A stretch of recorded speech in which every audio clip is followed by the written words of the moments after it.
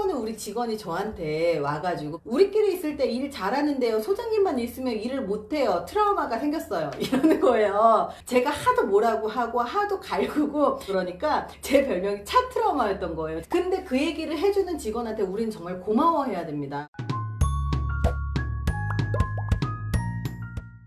이렇게 가다가 팔굽 구멍을 봤어요. 자, 여기 지나가면 좋은 리더일까요, 나쁜 리더일까요? 어때요? 좋은 리더 절대 아니겠죠. 왜? 누가 봐도 엄마 리더는 지나갈 수 있지만 아이들은 못 지나갈 것 같죠. 분명히 이 애기들이 빠질 걸 아는데 내가 거기를 나는 지나갈 수 있으니까 막 끌고 가서 애들은 막 허우적대고 못 따라오고 힘들고 막 못해요. 좋은 리더예요, 나쁜 리더예요? 나쁜 리더라는 거예요. 그렇다면 괜찮은 리더로 성장하기 위해서, 그리고 우리가 우리 직원들한테 업무를 제대로 분배를 하고 제대로 일을 하기 위해서는 어떤 걸 해야 되느냐, 우리는 반드시 해야 될 게 한 가지가 있어요. 뭐냐? 부하 직원을 관찰하는 거예요. 관찰. 부하 직원들을 감시하라는 게 아니에요. 관찰하라고 하면 막 감시하기 시작해요. 제가 오늘 화장실 몇 번 갔다 왔어, 막 이렇게 감시하면 큰일 납니다. 관찰하셔야 되는데 뭘 관찰해야 돼요? 아까 얘기했었던 것처럼 이 친구의 지식이 어느 정도 되느냐, 이 부하 직원의 열정이 어느 정도 되느냐, 의지가 어느 정도 되느냐, 이 직원의 동기부여 포인트가 뭐가 되느냐, 이 친구가 비전을 뭘로 갖고 있느냐, 이 친구, 우리 부하 직원이 지금 이 회사에 근무를 하는 이유가 뭐냐, 그리고 내가 이 부하 직원이 열정이 좀 떨어졌으면 이 친구의 동기를 부여하기 위해서 이 친구가 지금 최근에 어떤 관심을 갖고 있느냐에 대해서 봐야 돼요. 확인을 해야 된다는 거예요. 근데 재택근무라서 확인 못 한다고요? 저는요, 재택근무 직원들이 굉장히 많아요. 근데 중요한 건 뭐냐면 그 친구들이 뭘 원하는지 알아야 될 필요가 있는 직원이 있고요, 알 필요가 없는 직원이 있어요.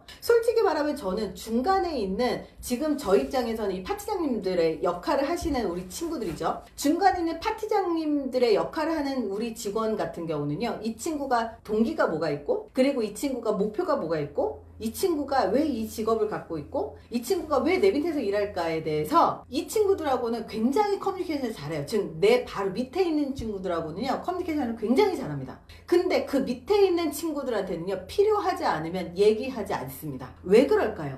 내가 권한을 위임해서 이 파트장님들한테 가야 하는 그 권한을 제가 내려줘서 이 친구가 그 밑에 있는 친구들하고 커뮤니케이션을 굉장히 잘하게끔 제가 한 발 물러나 있어야 돼요. 그렇지 않으면 중간에 계신 분들이 이 중간에서 끼어가지고 바보 되기 십상이에요. 왜? 중간에 있는 사람이 업무를 지시하고 피드백을 하고 피드백을 받고 업무를 모두 싹 정리해가지고 보고를 해야 되는 이 중간의 입장에서 권위가 서야 되고 힘이 있어야 되고, 그리고 나한테 무언가 권력, 권한, 뭔가 위험이 있어야 그 밑에 있는 직원들이 나를 따르거든요. 근데 내가 그런 위험과 권력과 권한이 없다고 생각이 되면요, 부하 직원들한테 아무리 일을 시켜봤자 우리 선생님들 말 안 들어먹습니다.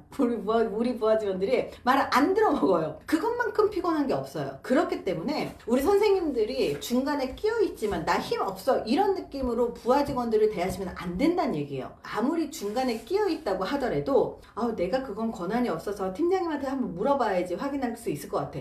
그럼 부하 직원 입장에서 어떻게 얘기할까요? 아니, 우리 파트장님은 별로 힘도 없고 그럼 팀장님한테 직접 물어보면 문제가 다 해결되는 건가? 이렇게 착각을 해버리는 거예요. 파트장님은 파트장님만의 갖고 있는 그 위험과 권력이 있기 때문에 그 중간에서 내가 갖고 있는 권한과 권력을 명확하게 인지를 하셔야 돼요. 그리고 부하 직원과의 거리는 어느 정도 갖고 있어야 되는 게 정상입니다. 왜? 권위와 권한이 없으면, 권위가 없으면 우리 부하 직원들이 되게 쉽게 보는 거 아주 순식간이거든요. 그래서 부하 직원의 생각, 지식, 가치관, 그리고 의식에는 삶에 대한 의식과 윤리의식도 그 포함이 됩니다. 열정과 정서, 하려는 의지, 이런 마음과 관련되어 있는 거, 그리고 행동, 그리고 이 사람의 습관, 그리고 그 사람들의 스킬, 이런 행동적인 영역, 그리고 그 다음에 더 나아가서 리더분들이 신경 써야 될 게 뭐냐면 부하 직원들의 관계의 영역까지 신경을 쓰셔야 돼요. 왜 관계의 영역까지 신경을 써야 되느냐? 부하 직원 둘이 싸웠는데 방치하잖아요. 그러면 그 팀의 갈등이 굉장히 오래 유지되면서 성과에 굉장히 안 좋은 영향을 미칩니다. 그래서 부하 직원들끼리 똘똘 뭉치는 방법이 두 가지가 있어요. 한 가지는 우리가 악덕 리더면 돼요. 내가 진짜 나쁜 리더잖아요. 막 애들한테 막 되게 갑질 아닌 갑질하고 막 욕하고 하고 막 일만 시키라고 하고 막 야근 시키고 막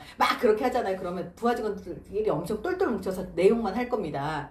그 되게 쉬워요. 근데 저도 옛날에 일부러 그런 건 아니지만 우리 직원들이 저를 되게 미워했었던 때가 있었어요. 2012년도, 2011년도 이때쯤이었어요. 제가 2006년도부터 사업을 했으니까 그때는 리더십도 굉장히 낮았고 그리고 조직을 운영한 지 한 4년, 5년, 6년밖에 안 돼서 리더십이 굉장히 낮았어요. 능력이 없었죠. 그러다 보니까 부하 직원이 막 퇴근하는 그 꼴 못 보고 일 조금 하면 일 조금 하는 그 꼴 못 보고 부하 직원이 쉬는 것 같으면 그 쉬는 꼴을 못 보았던 거예요. 그랬더니 부하 직원들끼리 똘똘 뭉쳐가지고 제욕을 하는데요. 지금 10년이 지났거든요. 아직까지 제욕합니다. 그 친구도 아직까지 만나가지고 제욕하거든요. 근데 그거는 좋지 않아요. 좋지 않기 때문에 좋은 리더라는 게 어떤 리더인지에 대해서 우리가 진짜 고민을 많이 해야 돼요. 제가 그때 우리 직원이 저한테 이런 얘기를 하더라고요. 그때 우리 직원이 한 5명 정도 됐었는데 사무실에 다 출근했을 때였어요. 그 당시에는 이제 다 나가서 움직여요. 활동해야 우린 돈을 버는 조직이에요. 근데 하루는 우리 직원들이 다 사무실에 있더라고요. 출근을 해서 근데 저는 속이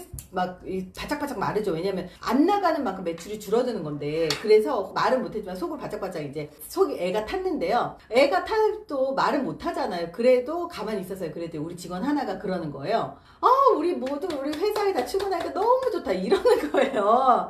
진짜 정말 너무 부하 직원은 리더 입장 절대 몰라요. 진짜 저는 정말 월급 주는 거 속이 바짝바짝 탔는데 정말 모르는 거죠. 어쨌든 그렇게 했었는데 한 번은 우리 직원이 저한테 와가지고 막내 직원이었어요. 저한테 이렇게 얘기를 하더라고요. 소장님, 저한테 그때 소장님이라고 했거든요. 소장님 별명이 뭔지 아세요? 이러는 거예요. 저한테. 그래서 내 별명이 뭔데? 이렇게 물어봤더니 소장님 별명은요 차 트라우마예요 이러는 거예요. 제 이름이 차희연이거든요. 차에 트라우마가 붙었잖아요. 저 그게 뭔데? 그랬더니 하는 말이 우리끼리 있을 때 일 잘하는데요. 소장님만 있으면 일을 못해요. 트라우마가 생겼어요. 이러는 거예요. 그러니까 저만 있으면 제가 하도 뭐라고 하고 하도 갈구고 하도 혼을 내고 그러니까 제 별명이 차 트라우마였던 거예요. 저는 진짜 몰랐어요. 근데 그 얘기를 해주는 직원한테 우리는 정말 고마워해야 됩니다. 왜 고마워해야 되냐면 그 얘기를 듣고 제가 정말로 곰곰이 생각을 했어요. 사실 제가 이거 제 책에다가도 써놨어요. 이렇게 자기가 할 말 다 하는 직원을 뭐라고 하는지 혹시 아세요? 웃으면서 지 할 말 다 하는 직원 뭐라고 하는지 혹시 아세요? 웃으면서 할 말 다 하는 직원을 빙그레 쌍년이라고 한답니다.